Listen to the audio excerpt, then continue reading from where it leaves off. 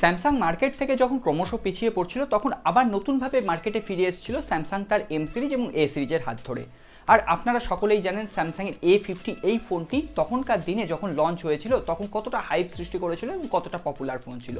কিছুদিন আগে Samsung A50 আরও একটি নতুন সাকসেসর স্যামসাং নিয়ে এসেছিল স্যামসাং A50s ফোনটি, কিন্তু ফোনটি ছিল যথেষ্ট ওভারপ্রাইসড এবং সেখানে দাম অনুসারে যে স্পেসিফিকেশনটা স্যামসাং দিচ্ছিল সেটা মোটেই ছিল না গ্রহণযোগ্য। তো সেক্ষেত্রে ওই ফোনটি ছিল পুরোটাই ফ্লপ। আবারও নতুন করে স্যামসাং A50-র আরও একটি নতুন সাকসেসর স্যামসাং গ্যালাক্সি A51 ভারতের বাজারে লঞ্চ করতে চলেছে। ভারতের বাজার নয়, এছাড়াও এই ফোনটি স্যামসাং অফিসিয়ালভাবে কিন্তু বাংলাদেশের বাজারেও লঞ্চ করবে। সেক্ষেত্রে বাংলাদেশে লঞ্চ করলে এই ফোনটির প্রাইস পয়েন্ট কত হবে সেটা আজকের ভিডিওতেই আমি আপনাদের সাথে শেয়ার করব। এছাড়াও বলে দিই এই ফোনটি কিন্তু অলরেডি গ্রিক বেঞ্চে লিস্টেড হয়ে গেছে। সেক্ষেত্রে আজকে যে স্পেসিফিকেশনটা আমি আপনাদের সাথে শেয়ার করব সেটা আপনি ধরে নিতে পারেন 90% শিওর। একটু এদিক ওদিক হতে পারে, সেটা কিন্তু খুব একটা এফেক্ট করবে না এই মোবাইলটার স্পেসিফিকেশনের ওপর। তাহলে চলুন আর দেরি না করে আজকের এপিসোড শুরু করি। ভিডিওটি যদি ভালো লেগে থাকে অবশ্যই এটি লাইক করবেন, কমেন্ট করবেন, বন্ধুদের সাথে শেয়ার করবেন। আর আপনি যদি আমাদের নতুন বন্ধু হন নিচের দিকে দেখুন সাবস্ক্রাইব লেখা ছোট্ট বাটন আছে, ওটাকে অবশ্যই প্রেস করুন। সাথে সাথে বেল আইকন এবং তার পাশে যে অল নোটিফিকেশন আইকনটি আছে ওটাকে অবশ্যই প্রেস করে দিন যাতে আমাদের নেক্সট কোনো এপিসোড আপনার মিস না হয়ে যায়। আসুন আজকের ভিডিও শুরু করি।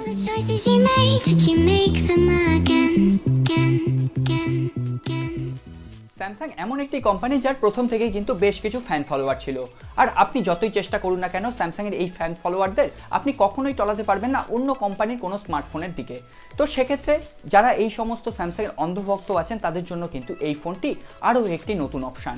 সেক্ষেত্রে বলে দিই শুধুমাত্র স্যামসাংয়ের ভক্ত হলেই যে এই ফোনটি আপনার জন্য এমনটা নয়। এই ফোনটি আপনি সকলেই ইউজ করতে পারবো এবং এই ফোনটিতে কিন্তু সেই ধরনের স্পেসিফিকেশান দিয়েই এই ফোনটি মার্কেটে আসছে। প্রথমেই আমরা কথা বলবো এই ফোনটির ডিসপ্লে, ডিজাইন এবং বিল্ড কোয়ালিটি নিয়ে। ফোনটিতে থাকছে 6.5 ইঞ্চি full HD plus full view super AMOLED display. এখানে একটি ড্রপ নট স্ক্রিন আপনাকে দেওয়া হচ্ছে। তো সেক্ষেত্রে না পাঞ্চল না pop up selfie camera. Pop up selfie camera কেন আসছে না আমি তার নিয়ে একটি ভিডিও বানিয়েছি অলরেডি। আপনারা যদি ভিডিওটি মিস করে গিয়ে থাকেন আই বাটনে লিঙ্ক দিলাম, অবশ্যই গিয়ে একবার দেখে নেবেন। তো সেক্ষেত্রে এখানে আপনি সুপার অ্যামোলেড স্ক্রিন পেয়ে যাচ্ছেন, সেহেতু আপনাকে এখানে দেওয়া হচ্ছে ইন ডিসপ্লে ফিঙ্গারপ্রিন্ট স্ক্যানার। এরপরে যদি আমরা ব্যাক প্যানেলে খেয়াল করি তাহলে সেখানে থাকছে পলিকার্বনেট বডি। এছাড়াও স্যামসাং A50s-এ যে ধরনের ডায়মন্ড কাট ডিজাইন দেওয়া হয়েছিল সেই ধরনের সেম ডিজাইন কিন্তু থাকছে স্যামসাংয়ের A51 এই ফোনটিতে, এবং সেখানে আপনি বিভিন্ন ধরনের কালার ভ্যারিয়েন্টও অ্যাভেলেবেল পেয়ে যাবেন। ডিসপ্লেতে থাকবে কর্নিং গরিলা গ্লাস 5-এর প্রোটেকশন, যেটি অবশ্যই একটি ভালো দিক।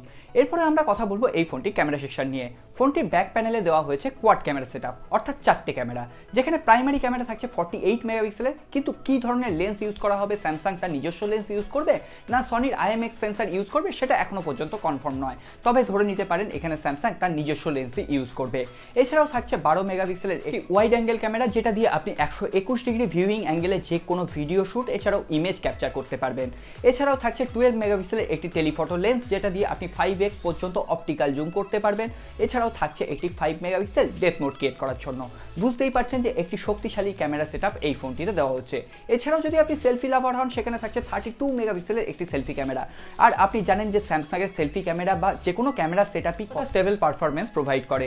এছাড়াও এর ব্যাক ক্যামেরা দিয়ে আপনি 4K ভিডিও শ্যুট করতে পারবেন, থাকছে টাইম ল্যাপস EIS এর মতো সুবিধাও। সেক্ষেত্রে অবশ্যই ক্যামেরা সেটআপে কোনো রকম প্রবলেম আমি এখনো পর্যন্ত খুঁজে পাইনি। এরপর আমরা কথা বলবো এই ফোনটির ব্যাটারি সেকশন নিয়ে। ফোনটিতে থাকছে 4000 mAh এর ব্যাটারি এবং সাথে সাথে টাইপ সি পোর্ট, এছাড়াও থাকছে 22 ওয়াটের ফাস্ট চার্জিং এর সাপোর্ট। সেক্ষেত্রেও কিন্তু একটি ভালো সেটআপ বলা যেতে পারে। এরপর আমরা সোজা চলে যাব এই ফোনটির প্রসেসর সম্পর্কে। এই ফোনটিতে স্যামসাং ইউজ করেছে স্যামসাংয়ের নিজস্ব Exynos 9611 প্রসেসর, যেটি একটি অক্টা কোর বেস প্রসেসর এবং 2.3 GHz ক্লক স্পিডে রান করে।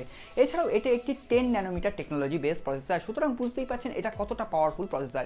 তো সেক্ষেত্রে আপনারা অনেকেই জানতে চান যে এই প্রসেসরটিকে আমি স্ন্যাপড্রাগনের কোন প্রসেসরের সাথে তুলনা করতে চাই। তো সেক্ষেত্রে এখানে আপনি স্ন্যাপড্রাগন 712 এবং মিডিয়াটেকের হিলিও G90T প্রসেসরের আমি সমস্ত তুলনাটা স্ক্রিনের সামনে তুলে ধরলাম, আপনারা নিজেরাই বুঝতে পারবেন। তো এই প্রসেসরটিকে আপনি কোনো রকমের স্ন্যাপড্রাগন 712 প্রসেসরের সাথে তুলনা করতে পারেন, যেটি এই প্রাইস রেঞ্জে অবশ্যই একটি বেটার পারফরমেন্স আপনাকে প্রোভাইড করবে। এই প্রসেসরটি দিয়ে আপনি পাবজি বা অ্যাসফল্টের মতো গেম হায়ার গ্রাফিক্স সেটিংসে অনায়াসে খেলতে পারবেন এবং ডেইলি লাইফে যে অ্যাপ্লিকেশনগুলো ইউজ করেন সেগুলো অনায়াসে চালাতে পারবেন, কোনো রকম অসুবিধা হবে না।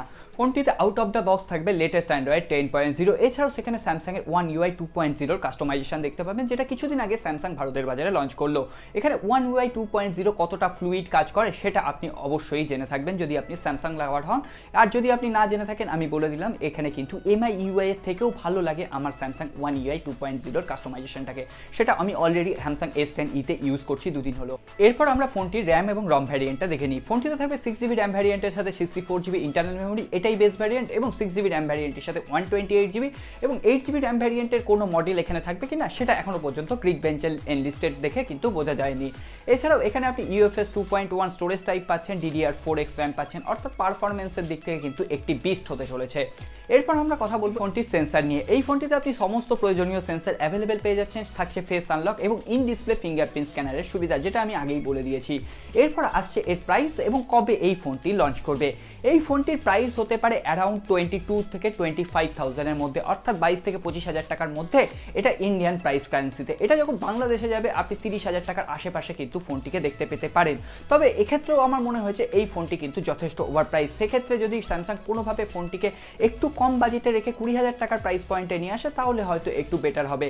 এছাড়াও ফোনটি কিন্তু 2020 সালের একদম প্রথম দিকেই আপনি ভারতের মার্কেটে অ্যাভেলেবেল পেয়ে যাবেন এবং 1 মাসের মধ্যেই কিন্তু অফিসিয়ালি বাংলাদেশের বাজারেও লঞ্চ হয়ে যাওয়ার একটি সম্ভাবনা রয়েছে। এই ধরনের লিক্স বা রিউমার্স কিন্তু শোনা যাচ্ছে স্যামসাংয়ের তরফ থেকে। তো সেক্ষেত্রে এখন শুধুমাত্র সময়ের অপেক্ষা। এরপরে আমরা যদি কোনো নতুন আপডেট পাই অবশ্যই সবার আগে আমি আপনাদের সাথে শেয়ার করব। তো আজকে এই পর্যন্তই। কেমন লাগলো ভিডিওটি অবশ্যই জানাবেন। ভিডিওটি যদি ভালো লেগে থাকে লাইক করবেন, কারণ আপনার একটি লাইক আমাদের নতুন নতুন ভিডিও তৈরি করতে অনেক বেশি ইন্সপায়ার করে। আর আপনি যদি আমাদের নতুন বন্ধু হন, জানেনই আপনাদের কি করতে হবে। নিচের দিকে দেখুন সাবস্ক্রাইব লেখা ছোট্ট বাটন আছে, ওটাকে অবশ্যই প্রেস করে দিন। সাথে সাথে বেল আইকন এবং তার পাশে যে অল নোটিফিকেশন আইকনটি আছে ওটাকে অবশ্যই প্রেস করে দিন, যাতে আমাদের নেক্সট কোনো এপিসোড আপনার মিস না হয়ে যায়। দেখা হবে আগামী পর্বে। খুব ভালো থাকবেন। নমস্কার।